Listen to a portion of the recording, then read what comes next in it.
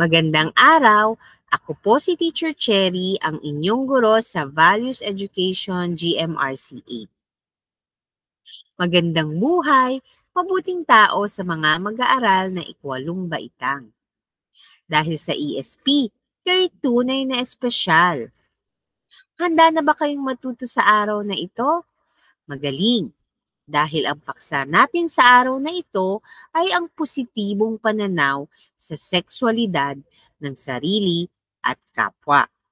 Quarter 3, Week 3. Ang lilinanging pagpapahalaga, magalang, respect. Narito ang mga kasanayan at layuning pampagkatuto. Na isa sa buhay ang pagiging magalang sa pamamagitan ng panghihikayat sa mga kamag-aral na isabuhay ang positibong pananaw sa sexualidad. Nakakikilala ng iba't ibang pananaw sa sexualidad.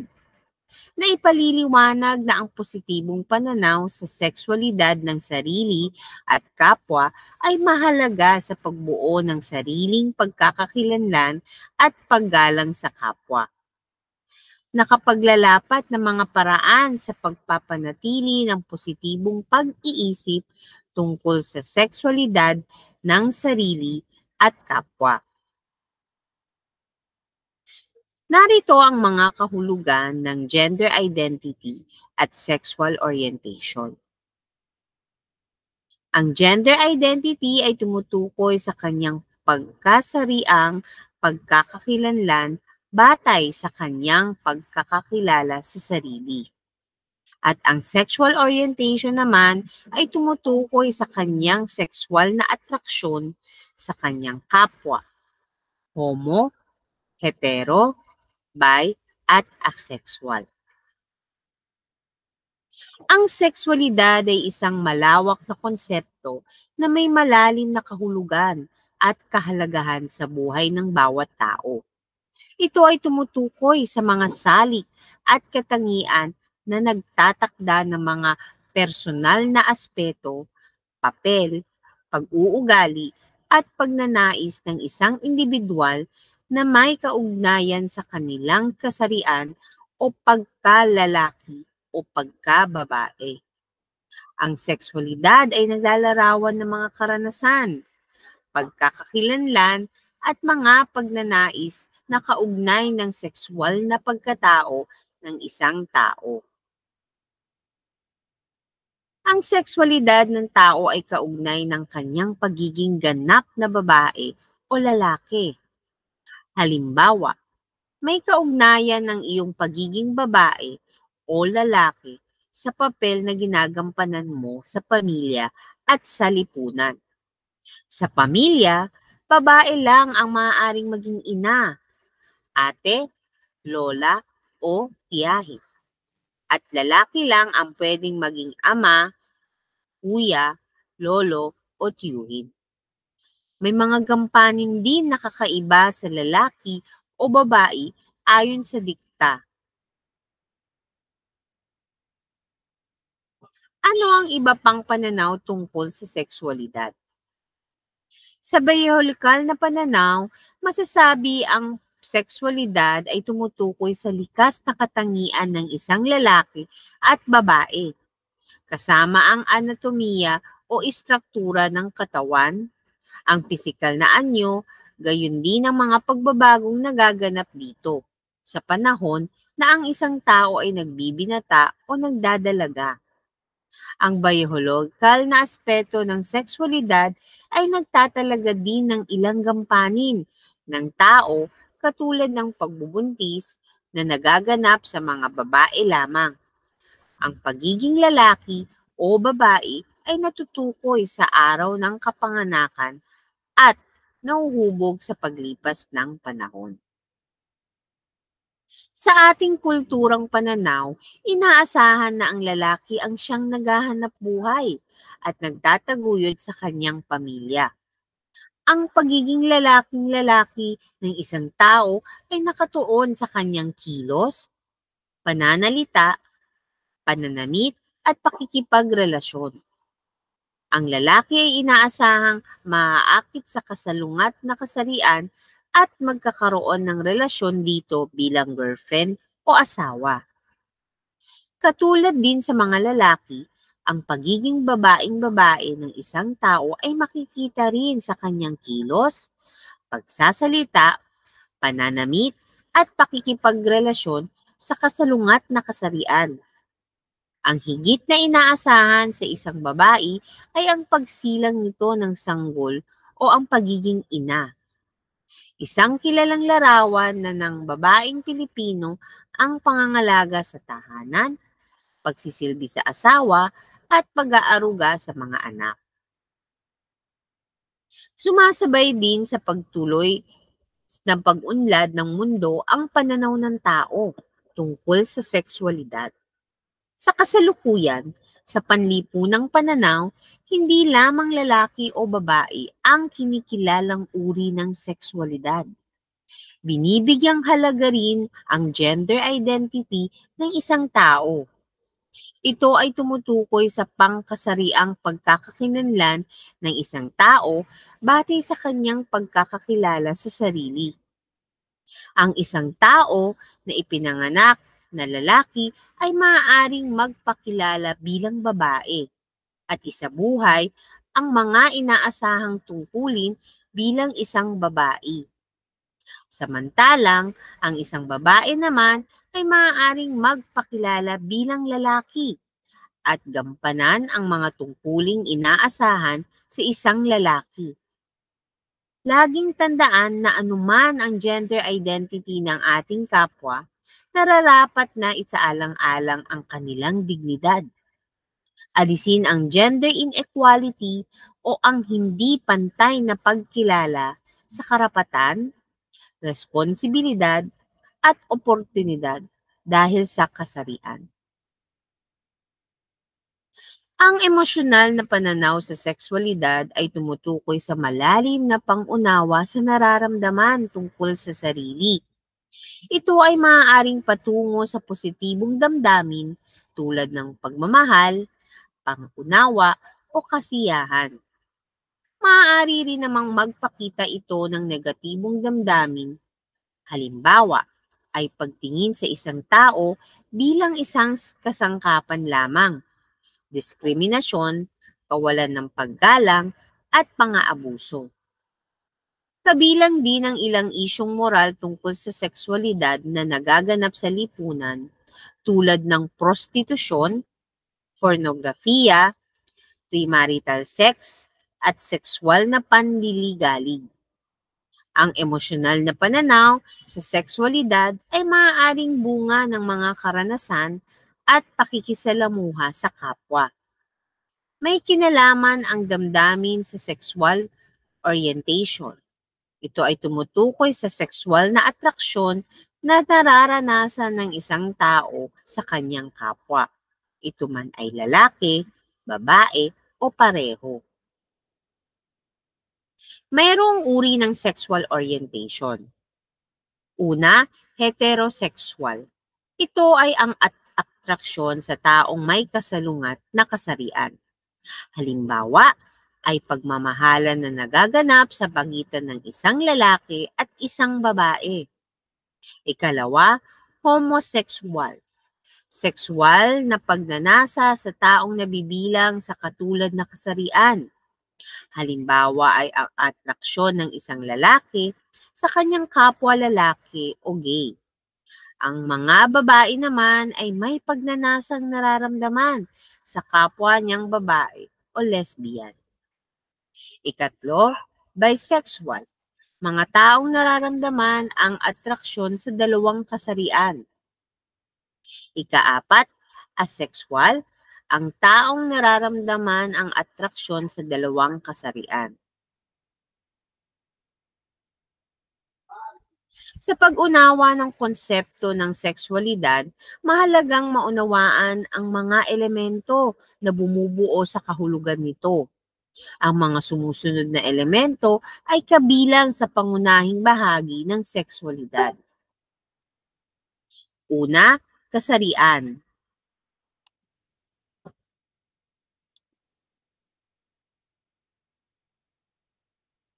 Ang kasarian ay tumutukoy sa pisikal na katangian na nagtatakda ng pagkakaiba sa pagitan ng mga lalaki at babae. Ito ay nakaugnay sa mga pisikal na organo, kabilang ang mga genitalia, na nagtatakda ng sexual na pagkakakilanlan ng isang tao. Ikalawa, pagkakakilanlan. Ang pagkakakilanlan ay naglalarawan sa kung paano ang isang tao ay naglalarawan o nagpapakilala sa sarili nila. Ito ay bahagi ng pag-unawa sa kanilang kasarian at sexual na pagkatao at maaaring naglalaman ng pagkilala bilang lalaki, babae, o iba pang kasarian tulad ng transgender o non-binary. Ikatlo, pag-uugali.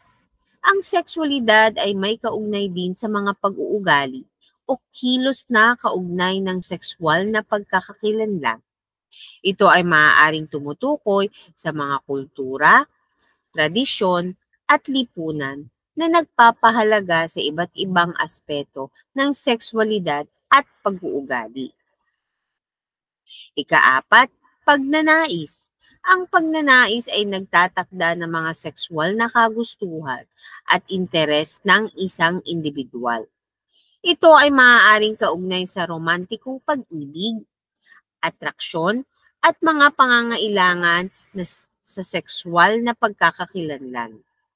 Ang pagnanais ay nag-iiba-iba sa bawat tao at maaaring magbago at ma-evolve sa iba't ibang yugto ng buhay.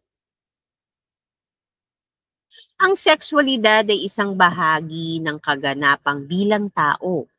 Hindi lamang ito tungkol sa pagiging babae o lalaki, bagkus sa kanyang pagtugon sa mga inaasahang tungkulin na dapat gampanan. Sa bandang huli, ay dapat manaig ang pagnanasang mabuhay ng masaya, mabuti, at nang naaayon sa pamantayang moral na nag-ugat sa aral na ibinigay sa atin ng Diyos. Isang hamon sa bawat tao ang pag-iisa o pagbubuo ng sexualidad at pagkatao upang maging ganap ang pagkababae o pagkalalaki. Kung hindi mapag-iisa ang sexualidad at pagkatao habang nagdadalaga o nagbibinata, magkakaroon ng kakulangan sa kanyang pagkatao pagsapit ng sapat na gulang. Sa isang taong nasa sapat na gulang, ang kakulangan na ito ay maaaring magkaroon ng manifestasyon bilang kawalan ng kumpiyansa sa sarili, mga karamdamang psikolohikal o karamdaman sa pag-iisip, at mga suliraning sexual. Sa ngayon, nasa proseso ka ng pag-iisa o pagbubuo nito. Kailangan mo ang masusing pagkilala sa iyong sariling pagkatao. Maingat na pagpapasya at angkop na pagpili upang makatugon sa hamong ito. Upang mapangalagaan ang sexualidad ng isang tao, mayroong mga batas na ipinatutupad ang pamahalaan. Kabilang na dito ang Bawal Bastos Law o ang Safe Space Act of 2019 o ang RA 11313. Ito ang batas na nagbabawal sa pambabastos sa lahat ng tao, kahit ano paman ang kanyang kasarian. Ipinagbabawal ang pagbabastos ng personal at online. Kabilang sa mga ipinagbabawal sa ilalim ng batas na ito, ang mga sumusunod. Una, catcalling. Halimbawa, ang pagsipol o pagtawag ng sexy sa mga dumaraan o pagmumura. Ikalawa, stalking. Halimbawa, ang pagsunod-sunod ng walang pahintulot, pagtitig, at paglapit sa isang tao na nagdudulot sa kanya ng takot. Ikatlo, gender-based online sexual harassment. Halimbawa, ng pagpapakalat ng mga nakakabastos na larawan ng iba, pambubuli dahil sa kasarian, pagko-comment sa Facebook ng mga mahalay na salita. Ikaapat, gender-based street and public spaces harassment. Halimbawa, ang pagmamasturbate sa pampublikong lugar, sexual invites habang nasa kalsada, pagpapakita ng masiselang bahagi ng katawan sa plaza o palengke, o paghawak sa katawan ng isang tao na wala siyang pahintulot sa simbahan. Ikalima, gender-based harassment sa mga pribadong lugar na bukas sa publiko, gaya ng mga malls at restaurant. Halimbawa, ang paghawak sa maselang bahagi ng katawan ng waiter, pagyayayang makipagtalik sa isang sales lady. Ika-anim, gender-based harassment sa mga pampublikong transportasyon. Halimbawa, ang paghipo sa katabi, sa jeep, o pagkuha ng video sa maselang bahagi ng katawan ng kapwang pasahero. Ikapito, gender-based harassment sa opisina. Halimbawa, ang panghihipo sa kapwa empleyado, pagsisend na malalaswang text ng employer sa employee. Narito naman ang pagsasakilos ng mga paraan sa pagpapanatili ng positibong pag-iisip tungkol sa sexualidad ng sarili at kapwa. Ang sex drive o sexual na pagnanasa ay isang normal na pakiramdam na nararanasan ng tao sa bahagi ng puberty period o panahon ng pagdadalaga at pagbibinata. Nagkakaroon ng pagbabago sa katawan ng isang lalaki at babae na dahilan ng pagpukaw ng interes nito tungo sa katapat na kasarian. Minsan ay hindi mo maipaliwanag ang sayang nararamdaman kapag nakikita mo si crush. O kaya napapansin mong may kakaiba sa iyong pakiramdam kapag may nakikitang larawan ng magagandang babae o lalaki. Halos walang saplot. Hindi mo dapat na ipagtaka o ikahiya ang pagkakaroon ng di mo maipaliwanag na pagkaakit sa katapat na kasarian. Natural lamang ito. At kung mamahalaan mo, ito ay makakatulong upang ihanda ka sa pagiging ganap na lalaki o babae at sa pagkakaroon ng asawa balang araw. Magkaiba ang simbolong sexual, sex drive, ng hayop sa sexual na pagnanasa ng tao. May kamalayan at kalayaan ang sexualidad sa tao. Ito ay bunga ng pagpili, may tuon at nag-uugat sa pagmamahal. May kakayahan ng tao na pamahalaan ng kanyang pagnanasang sexual dahil meron siyang kamalayan tungkol sa masamang epekto na maaaring idulot nito kung hindi mapamamahalaan ng tama. Ang pag-iisip ng masama o kahalayan sa kapwa ay hindi kaaya-ayang pag-uugali. Panatilihing positibo o malinis ang pakikitungo natin sa ating kapwa, babae man o lalaki. Hindi dahilan na pagnanasaan sa isip ang isang tao dahil maganda at kaakit-akit siya. At hindi rin tama na insultuhin natin siya dahil sa tingin mo ay hindi siya maganda o may kapansanan siya. Marami na ring isyong moral sa Pilipinas ang tumatalakay sa sexualidad. Ang ilan dito ay prostitusyon, pornografiya, premarital sex, ang pakikipagtalik sa hindi asawa, at sexual harassment, sexual na panliligalig. Kasama sa sexual na panliligalig ang maraming uri ng nakakabastos na gawi. Ilan sa mga gawing ito ay ang mga sumusunod. Una, mga hindi ginustong sexual na pagsasamantala. Ikalawa, pag-aalok ng mga benepisyo sa trabaho kapalit ng mga sexual na pabor. Ikatlo, malisyosong pagtitig, mga kilos o pagpapakita ng mga mahalay na bagay, larawan, cartoon o poster. Ikaapat, mga panghamak na komento, bansa, pintas o biro. Ikalima, mga malisyosong komento, salitang nakakapinsala sa kasarian o mga mahalay o bastos na mensahe o paanyaya. Ika-anim, pisikal na paghawak o pang-aabuso. Nagkaroon ng batas tungkol sa sexual na panliligalig. Ito ay ang Republic Act 7877 o ang Anti-Sexual Harassment Act. Nakasaad dito ang pagpaparusa sa mga gagawa ng sexual harassment o sa pamamagitan ng physical, verbal o visual gamit ang internet o iba pang teknolohiya sa loob o labas man ng lugar ng trabaho, paaralan o training institution. Kasama rin sa ilalim ng batas ang sinuman na mambabastos sa kasamahan, sa opisina o mang-insulto sa katrabaho dahil sa sexual orientation nito.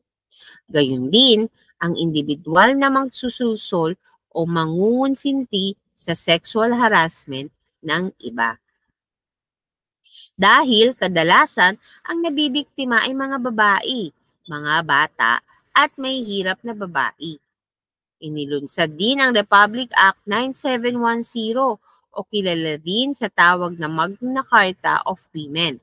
Ito ay isang batas para sa proteksyon ng karapatang pantao ng mga kababaihang Pilipino at naglalayon na tanggalin ang lahat ng uri ng diskriminasyon, lalo na sa mga kababaihan na marginalized o mga babae na bahagi ng mga sektor na hindi nabibigyan ng wastong representasyon sa lipunan.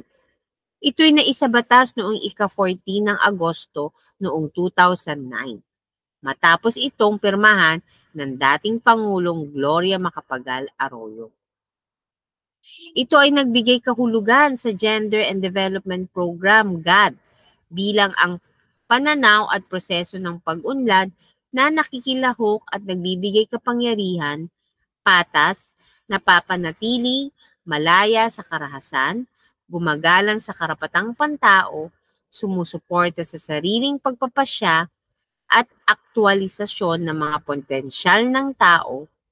Nilalayo nitong makamit ang pagkakapantay-pantay ng kasarian bilang isang pangunahing halaga na dapat ipakita sa mga pagpipiliang sa pag-unlad at iginigiit na ang mga kababaihan ay ang aktibong ahente ng pag-unlad, hindi lamang mga passive na tumatanggap ng pag-unlad. Kung tutuusin, hindi na kailangan pang bumuo ng batas tungkol sa paggalang sa sexualidad ng kapwa.